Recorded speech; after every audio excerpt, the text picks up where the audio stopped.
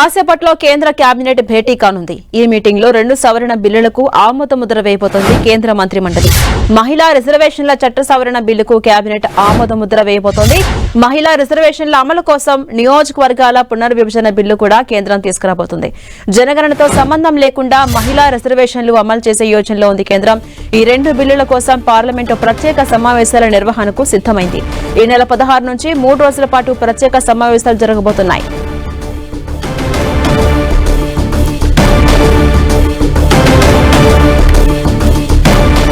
ఇదే అంశంపై మరింత సమాచారం మా ప్రతినిధి కరుణాకర్ అందిస్తారు. కరుణాకర్, మరి కాసేపట్లో కేంద్ర కేబినెట్ భేటీ కాబోతోంది. ఈ మీటింగ్ లో ప్రధానంగా 2 సవరణ బిల్లులకు ఆమోద ముద్ర వేయబోతోంది కేంద్ర మంత్రి మండలి. అప్డేట్స్ ఏంటి? మరి కాసేపట్లో కేంద్ర కేబినెట్ ప్రత్యేకంగా సమావేశం కాబోతుంది. ప్రధాని మోడీ అధ్యక్షతన జరిగే ఈ కేబినెట్ సమావేశంలో 2 కీలక చట్టాలకు సంబంధించిన బిల్లులకు ఆమోదం తెలిపే అవకాశం కనిపిస్తోంది. మహిళలకు 33% రిజర్వేషన్లు కల్పిస్తూ చట్ట సవరణ బిల్లు ఏదైతుందో దానికి ఈరోజు కేబినెట్ ఆమోదం తెలిపే అవకాశం కనిపిస్తోంది.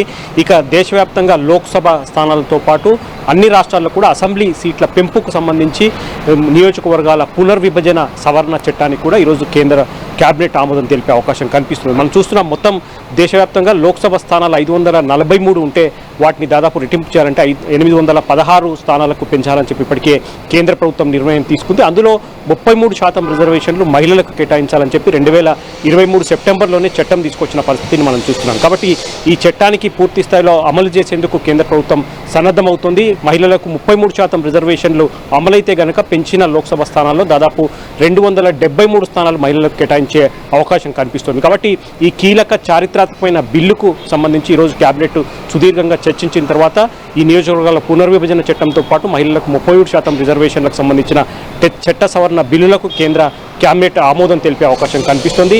ఇక ఈ నెల 16 నుంచి 3 రోజుల పాటు ప్రత్యేకంగా పార్లమెంట్ సమావేశాలు నిర్వహించాలని ఇప్పటికే కేంద్ర ప్రభుత్వం నిర్ణయించింది. కాబట్టి ఈ అంశాలపై కూడా ఈరోజు జరిగే కేబినెట్ సమావేశంలో చర్చించి కీలక నిర్ణయాలు తీసుకునే అవకాశం కనిపిస్తుంది. థాంక్యూ కరుణాకర్.